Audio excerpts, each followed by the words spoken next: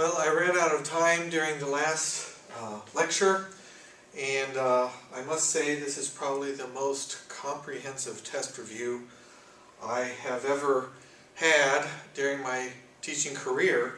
But I feel it's justified, number one, because I haven't seen any of you students in such a long time, and number two, well, I've only been giving you a 1 hour lecture, if that, a week. And so, having more than a 1 hour lecture during this week is probably a little more standard to when you actually are all here in class.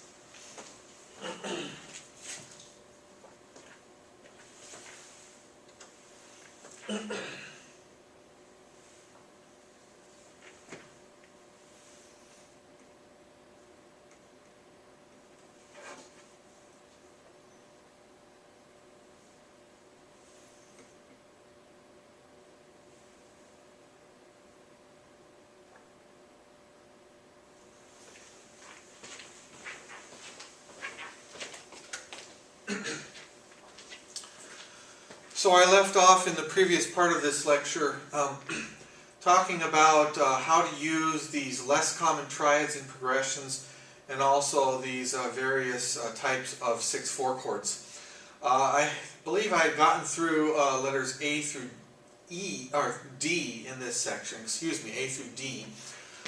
So I'll pick up with letter E in this section.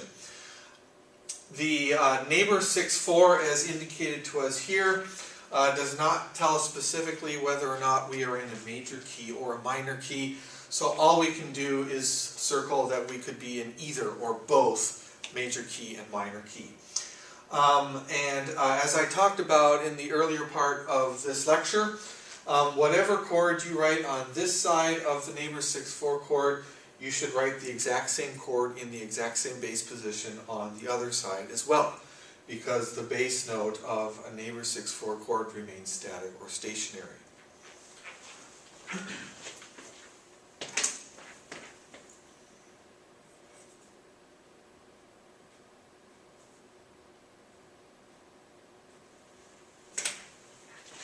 So I have decided just to use a tonic chord in a major key on both sides of this neighbor 6/4. You could use a tonic chord in a minor key.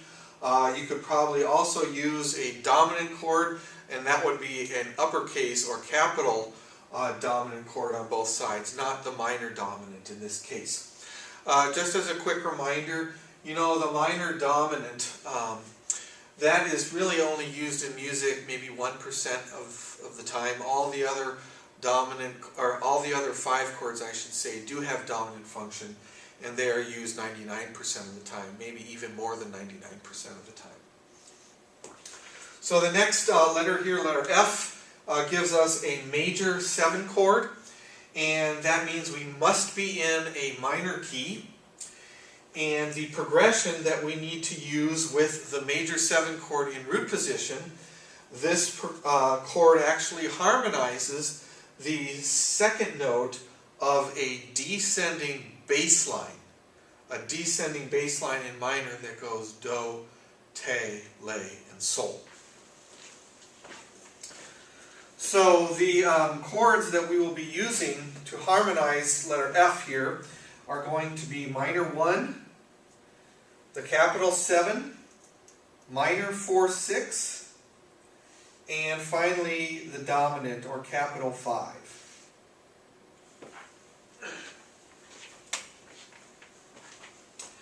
Letter G, we have a capital 7 chord again. This time it's in first inversion. By virtue of its type, we know that we are in a minor key once again. But this time, since the 7 chord is in first inversion, this harmony actually harmonizes the second note of an ascending bass line. A bass line that would go do, re, mi, fa, sol, if we extended it all the way up. Here we only have 3 blanks, so we just need to fill in the chord that comes before capital 7, 6, and the chord that comes after. In that progression with the ascending bass line, what we will do is we will use a tonic chord here, and we will use the 3 chord here.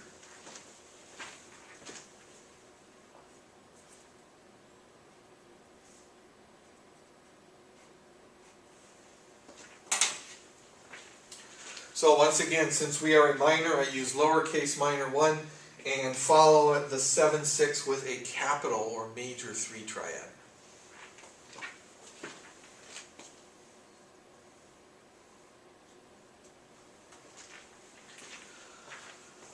The last 4 exercises in this section of the review just ask us to give us some chords that these chords given would resolve to. We don't have to come up with any harmonies that come before these 4.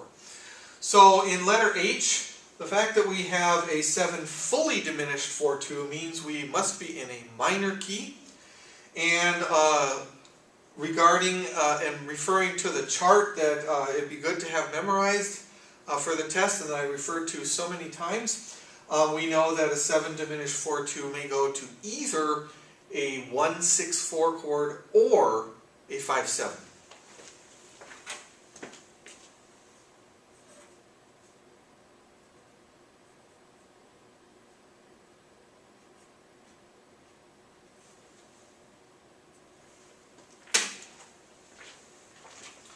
So 1/6/4 or 5/7, either chord would be fine.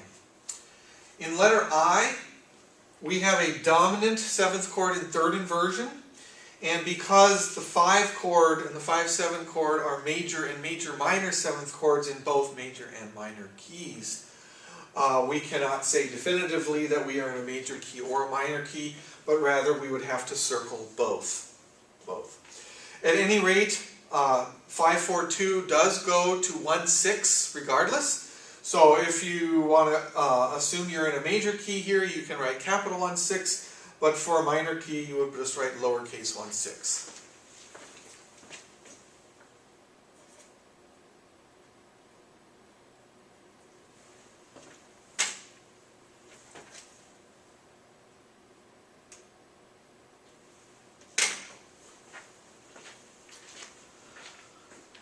Letter J includes a 7 half diminished 4/3. 7 half diminished 7 chords occur naturally in major keys. So we're definitely in a major key here. And again, from the resolution chart I have given you, we know that 7 half diminished 4/3 should resolve to 1/6.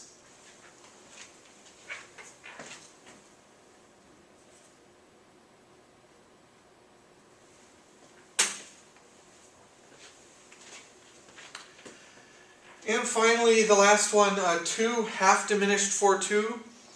Because this 2/7 chord is half diminished, we must be in a minor key. Because the 2/7 is in 3rd inversion, that is 2/4/2, the next chord must be in first inversion, and we know that 2 chords as predominants love to go to 5 chords. So what I would do is I would take this 2 half diminished 4/2 chord either to a 5/6 or to a 5/6/5. That is a 5 chord that's in first inversion. And a 5/6 or a 5/6/5 chord will therefore then go to a root position 1.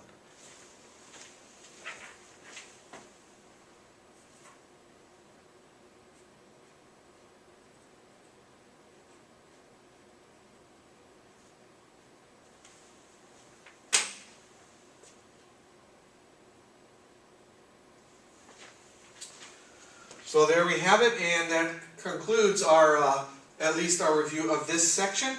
Again, if you need any reminders or any help or any reinforcement, please rewind this lecture and go back and look at some of the ones that are still confusing to you.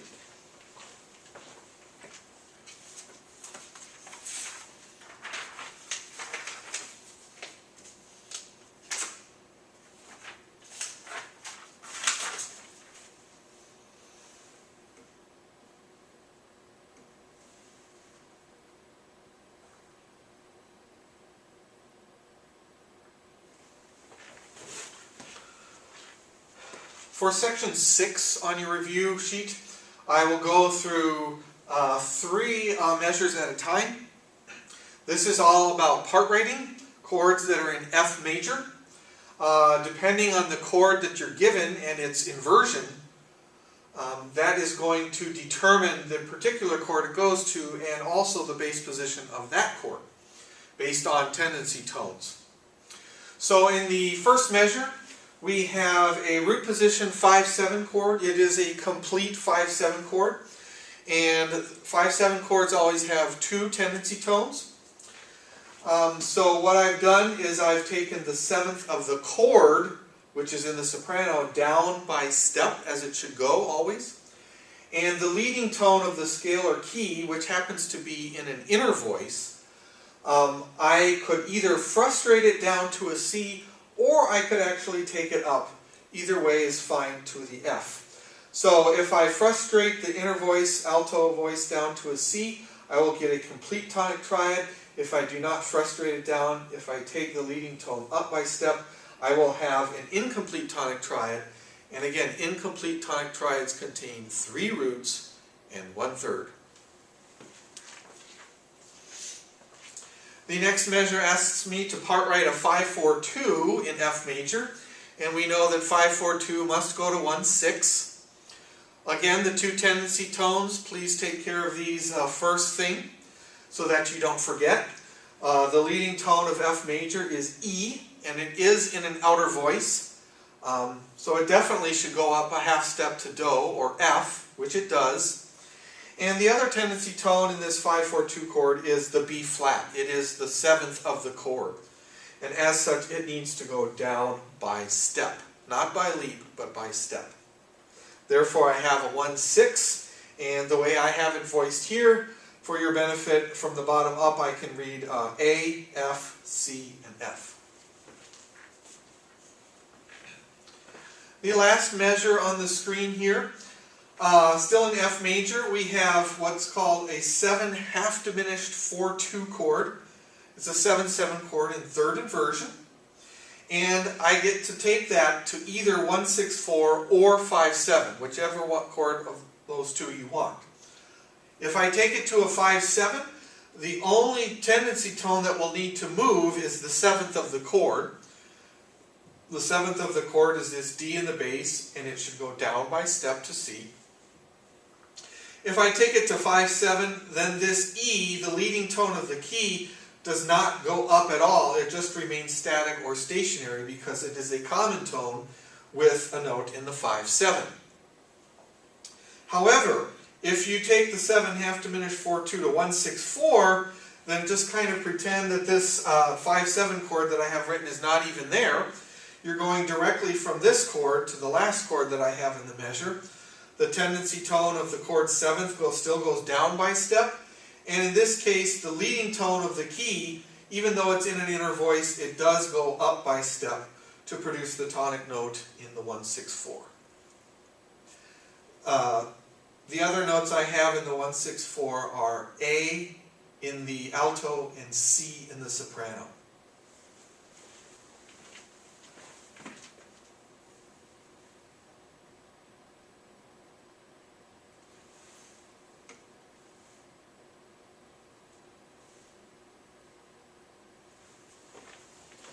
The last 3 measures in this section have you do the similar stuff as the first 3 measures. It's still part writing with chords with tendency tones.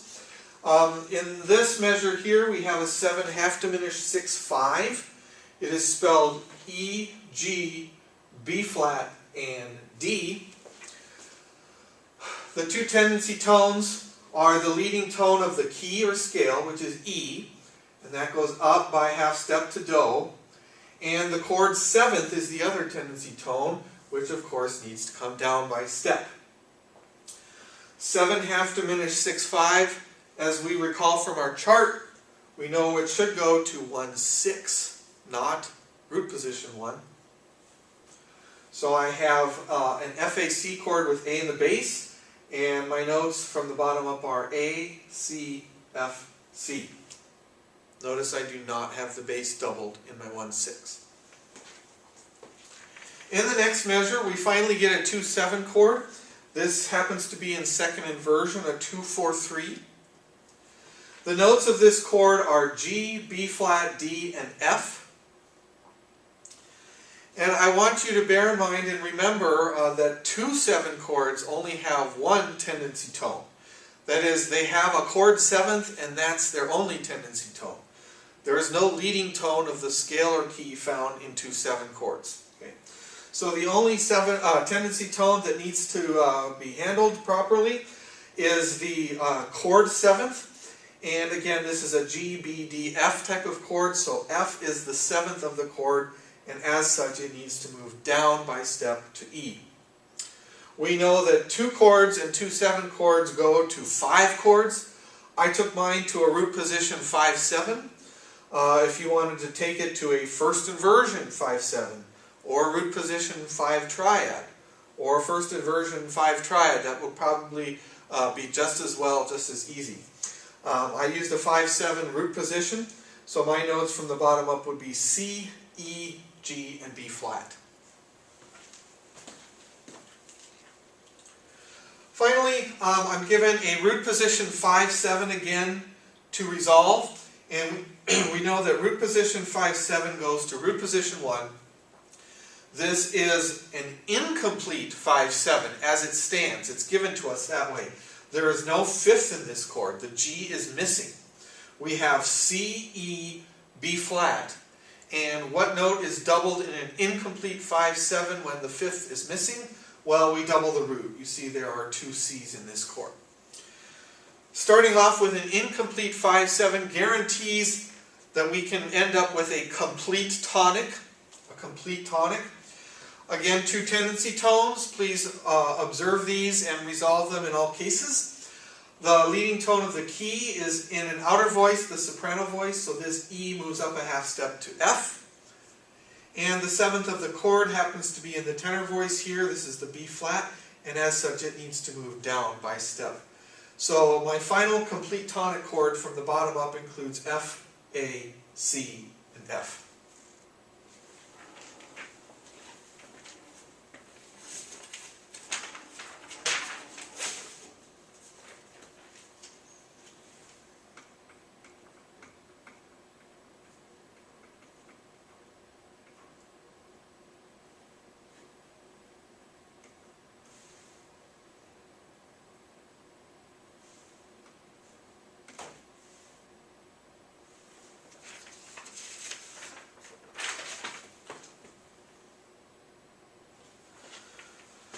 So the final section on your test review, I believe it is for you guys, it is section 8. Just asks us to find the most appropriate way to use each of the following less common type chords and 6/4 chords in tone progressions, and just circle the correct choice. So this is like a multiple choice type situation, and we have several exercises here. In number 1, you are supposed to determine which of these 4 progressions that uses the minor 5 chord is correct. And I hope you come up with the second one, because the minor 5 chord is used in first inversion, which it must be at all times, and the minor 5 chord in first inversion goes to a minor 4 in first inversion, which it also must at all times. So that is the only possibly correct answer for number 1. Number 2, the correct use of the 3 chord is the very first progression there, 1, 3, 4, 5. We have not looked at any other use of the 3 chord in which it goes to a 5 or goes to a 7 chord, so all the rest are nonsensical and not good answers. Number 3, the correct use of the major 7 chord in root position. I may have just done this in a previous section. The major 7 chord harmonizes a descending bass line, do, te, le, sol, and as such it's going to move to a minor 4/6, be preceded by a 1, and end up with a 5 in that progression, do, te, le, sol.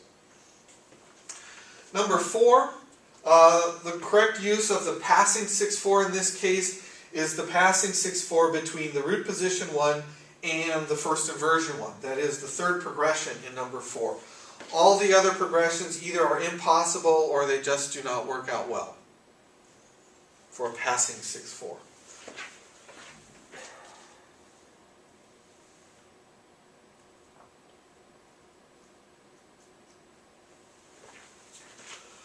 For number 5, the correct use of the 5/6/5 happens to be here in the last progression. Because we know 5, 6, 5 from our chart must go to root position 1, yeah, this is the only clear answer.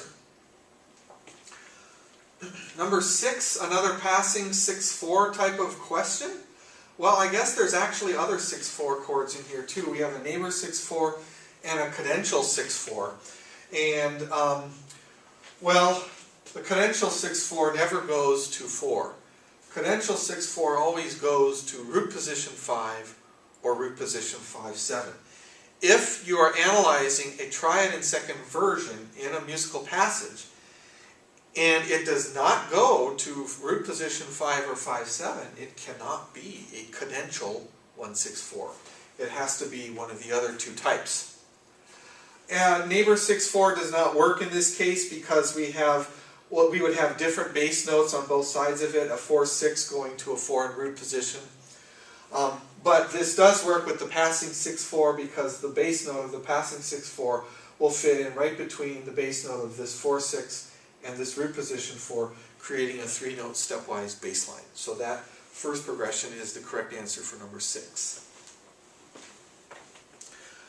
In number 7, we're asked to find the correct progression that uses a 7-4 diminished 4-2. And we know from our chart that 7 diminished 4-2 either goes to 1-6-4 or 5-7. And the only choice we have here then that makes sense is the last one, the one where 7 diminished 4-2 goes to root position 5-7. Last but not least, number 8, the correct use of the neighbor 6-4 chord is the very first progression. And that is because the same chord in the same bass position is found on both sides of the neighbor 6-4 chord. We have a root position 1 preceding it, we have a root position 1 following it. That is only possible when the bass remains stationary, and that is exactly what happens when a neighbor 6-4 chord is in use. The bass is stationary or static.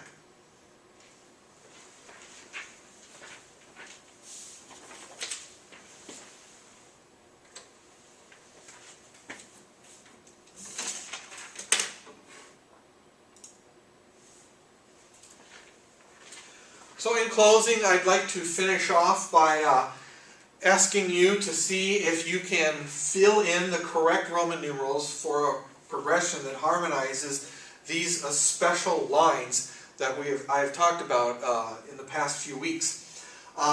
So what I've given you here on the screen, if it's hard for you to see it, I have a soprano line, not a bass line, but a soprano line that goes do, ti, la, sol. Down here, I want you to fill in the Roman numerals. This stands for Roman numerals, not registered nurses. So because we are using T in a descending bass line, we know that we are in a major key, and the correct progression for harmonizing a descending soprano line is 1, 3, 4, 5. And I think really that's all there is to say about that, because I've covered basically all the other details earlier, either in this lecture part or in the previous part.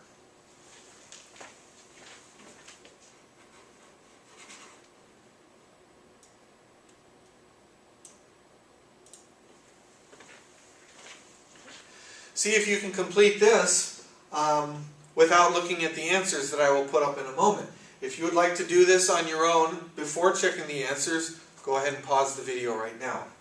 What I'm given here is a bass line, not a soprano line, but a bass line, and it looks like it ascends by step. Do, re, mi, fa, sol. What are the Roman numerals used to harmonize this bass line, and what mode am I in? Am I in the major mode or the minor mode? Well, I hope you can tell, because I have me, the lowered third scale degree, so to speak, I am in a minor key. And the progression that harmonizes this ascending stepwise bass line in minor keys is minor 1, major 7 in first inversion, a major 3 chord, a minor 4 chord, and a major 5 chord.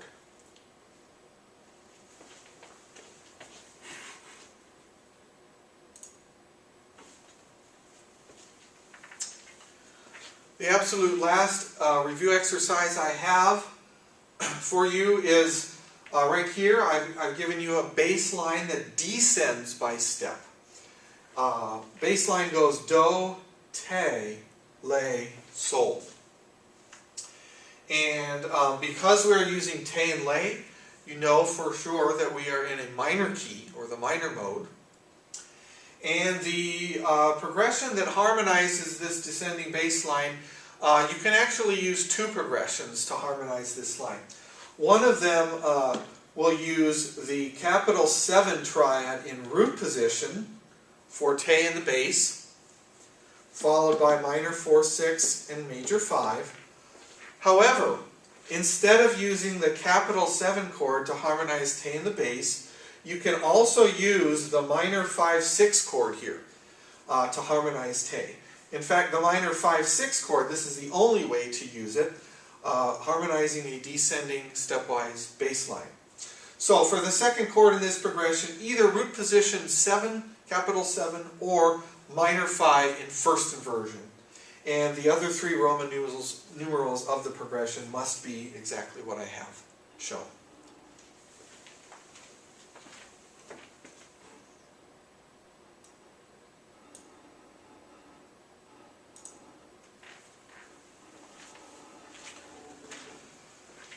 So as I get ready to close here, just a reminder once again that the test for this course is going to be Wednesday, April 15th. And that will be available for you to take between the hours of noon and midnight. Again, Wednesday, April 15th. I will post this two-part lecture on YouTube for you so you can watch it. And I'll also give you probably a little bit of information in Canvas about this for ways to prepare for the test. That's all I have for now. So good luck on the test, and until I see you next time.